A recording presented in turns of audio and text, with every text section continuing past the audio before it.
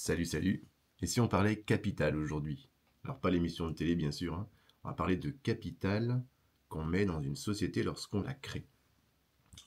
Oui, je vais vous réexpliquer tout de suite ce que c'est que le capital. Alors lorsque vous voulez créer votre entreprise, SARL, EURL, SAS, SASU, peu importe le statut, sauf tout ce qui est micro-entreprise ou auto-entreprise, mais dès que vous passez sur une société sur laquelle vous allez devoir gérer de la comptabilité, sur laquelle vous pourriez embaucher des salariés, vous allez devoir créer un capital au niveau de cette société. Le capital, c'est tout simplement une réserve d'argent.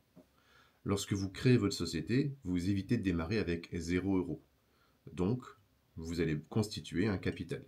Et la bonne question, c'est combien est-ce que je devrais mettre de capital dans ma société? Et là, la réponse est très variable.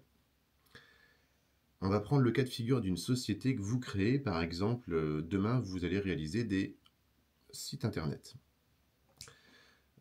Nous allons imaginer un petit peu quels seront les frais de cette société mensuellement, c'est-à-dire payer la banque, payer la comptabilité, payer quelques charges comme Internet, on va dire un petit peu l'électricité, toutes ces charges, et puis peut-être un petit peu aussi de coûts de prospection, admettons un peu de publicité sur Google, sur Facebook, histoire de trouver vos premiers clients.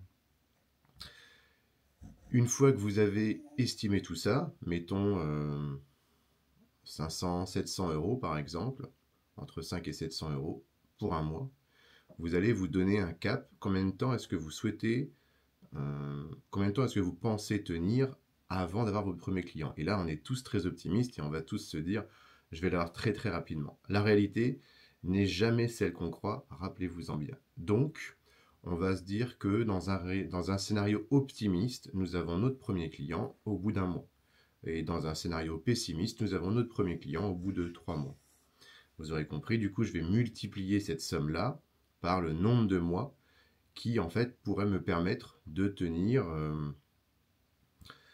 un certain moment sans faire de chiffre d'affaires, c'est-à-dire sans faire de vente. Donc, si je lance ma boîte avec un capital de 2000 €, je vais pouvoir, pendant 3 mois, prendre dessus entre 5 à 700 €. Mais, il y a un mais effectivement, la création de votre structure, le coût de création, l'immatriculation, obtenir votre cabis, tout ça, ça a un coût qui est compris entre 600 et 700 € et qui lui aussi sera prélevé sur le compte de votre boîte ou vous sera remboursé si vous avez fait une avance de votre poche.